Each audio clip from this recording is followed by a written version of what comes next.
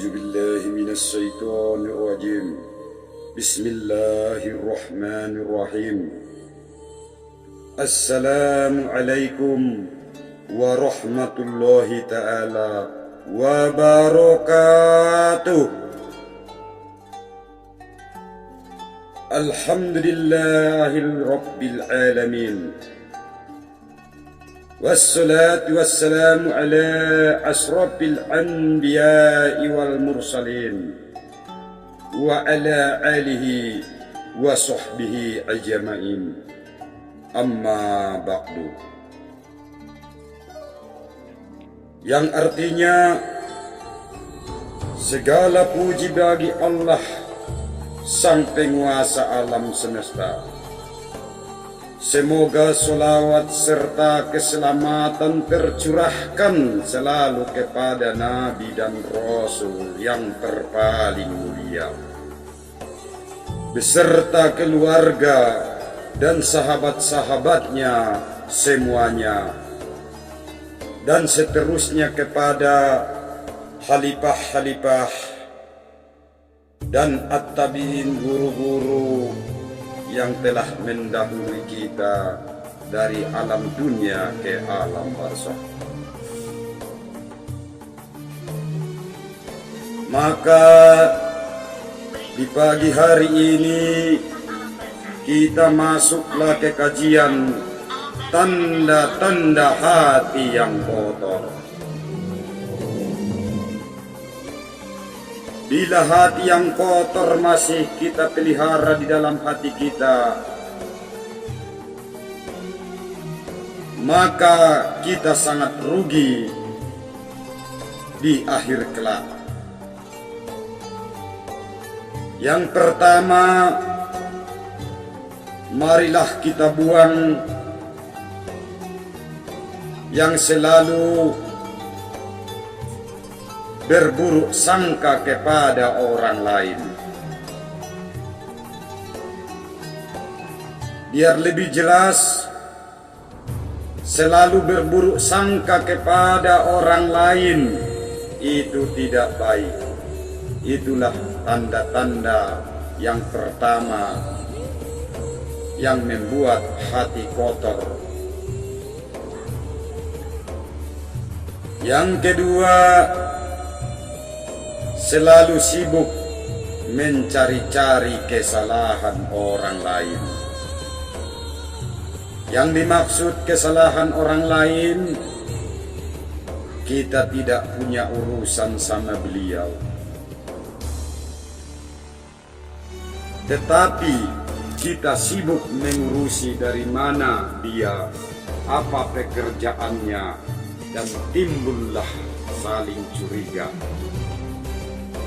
Padahal kita tidak punya urusan kepada orang itu. Buanglah hati-hati yang kotor itu, yaitu mencari-cari kesalahan dan kesibukan orang lain. Yang ketiga, selalu orangnya dua muka.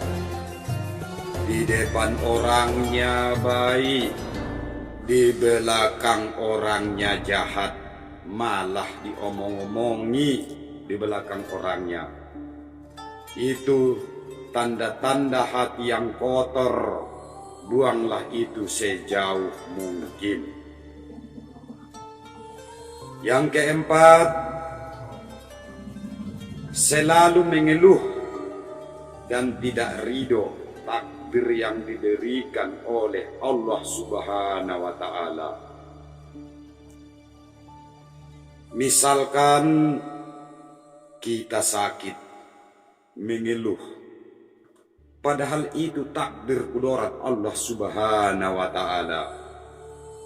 Kita bercocok tanam, panennya kurang memuaskan, tapi kita tetap mengupat, padahal rezeki itu sudah diberikan Allah Subhanahu wa Ta'ala. Itu termasuk tidak syukur kepada Allah. Yang kelima, selalu suka menjelekkan orang lain.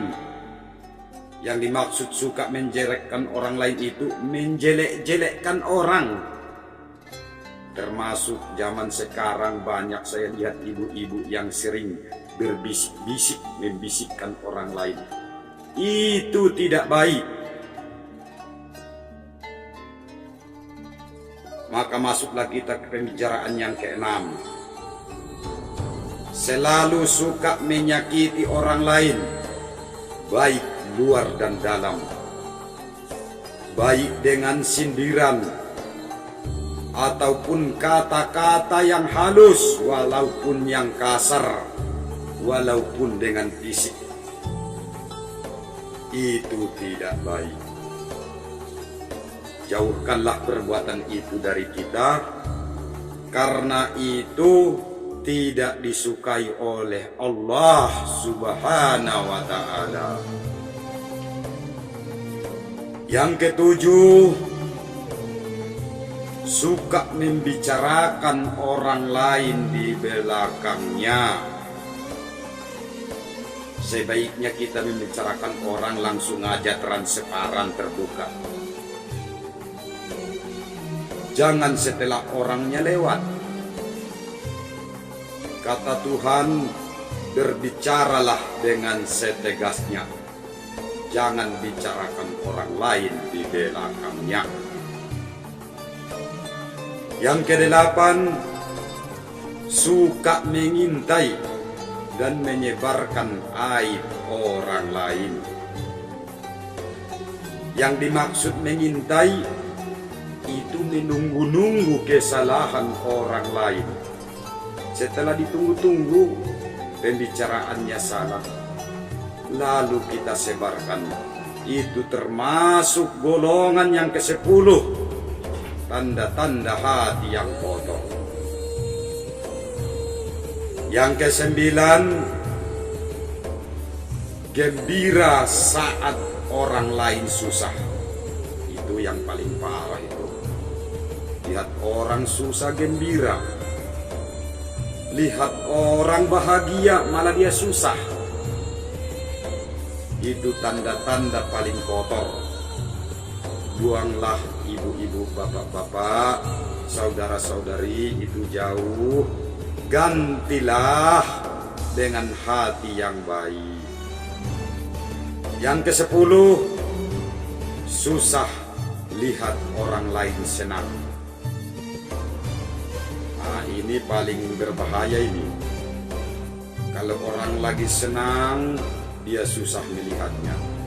Kalau lagi orang susah, dia senang melihatnya. Jadi kita sesama kaum muslimin, marilah kita saling mendukung, tolong menolong.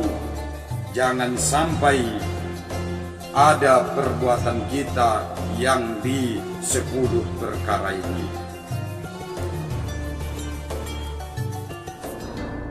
Ini terus termasuk orang-orang yang merugi barang siapa yang melaksanakan golongan yang 10 ini. Barang siapa yang menjauhkannya, sangat beruntung dia dunia dan akhirat. Itu tanda-tanda golongan orang yang munafik dan tidak diampuni Tuhan dosanya. Dan tidak dibolehkan masuk surga orang yang seperti ini. Ini termasuk jadi orang yang mencari permusuhan bila mana ini tidak dijauhkan. Kita ketahui semua bahwa bermusuhan aja 3 hari 3 malam bertetangga tidak saling menegur. Hukumnya sudah jelas. Jangankan masuk surga, baunya surga pun tidak akan diberikan oleh Allah Subhanahu wa Ta'ala. Jadi demikianlah kajian kita di pagi hari ini. Sampai di sini dulu kajian kita di pagi hari ini. Mudah-mudahan ilmu yang sedikit ini bermanfaat kepada kita semua. Bagi yang meninggalkan sifat-sifat buruk ini, Saya sangat berterima kasih kepada hamba Allah yang telah meninggalkan sifat-sifat buruk ini. Dan kajian ini saya sudahi dengan wassalam, dengan kita tutup bersama-sama dengan Assalamualaikum warahmatullahi ta'ala wabarakatuh.